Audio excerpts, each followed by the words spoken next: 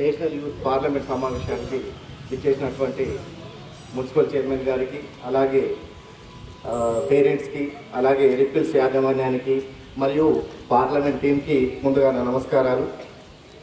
ఈ parliament session చూస్తే ఎంత ఆనందం కల్పిస్తుందంటే మనం పార్లమెంట్ లైవ్గా చూస్తున్నామేమో అన్నట్టు అనిపిస్తుంది. అంత బాగా పిల్లలు పర్ఫార్మెన్స్ చేశారు. ఇంత అది పర్ఫార్మెన్స్ చేసినప్పుడు పిల్లలకి మరియు యాజమాన్యానికి ముందు కృతజ్ఞతలు తెలుసుకోవాలి. ఎందుకంటే యూత్ రాజకీయాల్లో రావట్లేదు. ఇప్పుడైతే ఈ జనరేషన్లో మనం చూస్తాం చాలా తక్కువ. ఇప్పుడు మొదలవుతుంది. ఇప్పుడు అనిల్ సార్ ఈ ప్రోగ్రామ్ ఏదైతే తయారు చేశారో దీన్ని చూసైనా ఇంకా ఏమన్నా యూత్ వాళ్ళంటి పేరెంట్స్ ఎవరికైనా కోరిక కలగచ్చు, రావాలని కూడా కోరుకుంటున్నా. శ్రీకాంత్ అన్న అసలు వాళ్ళు కూడా సార్.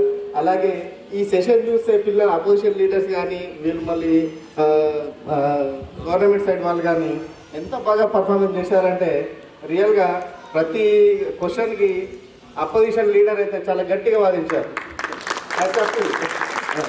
అలాగే ప్రైమ్ మినిస్టర్ కానీ వాళ్ళ కొలీగ్స్ కానివ్వండి చాలా బెటర్ పర్ఫార్మెన్స్ చేశారు. చాలా బాగుంది.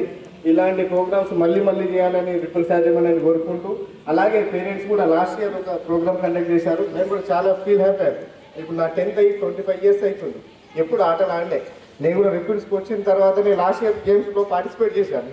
దాంట్లో రన్నర్గా విన్ అయ్యాను. నేను చాలా హ్యాపీ అనిపిస్తుంది. అంటే ఇలాంటి ప్రోగ్రామ్ చేస్తుంటే నైపుణ్యం అనేది ఎప్పుడో మర్చిపోయాం ఆటలు అనేది. ఇప్పుడు పేరెంట్స్ కానివ్వండి పిల్లలు కూడా అదే అలవాటు పడుతున్నారు. కాబట్టి రిపుల్స్ యాజమాన్యం కోరుకునేది ఒకటే, ఇలాంటి ప్రోగ్రామ్స్ మళ్ళీ చేయాలని కోరుకుంటూ నాకు ఈ అవకాశం ఇచ్చినందుకు రిపుల్స్ యాజమాన్యానికి ధన్యవాదాలు తెలుపుకుంటూ థ్యాంక్ యూ సార్.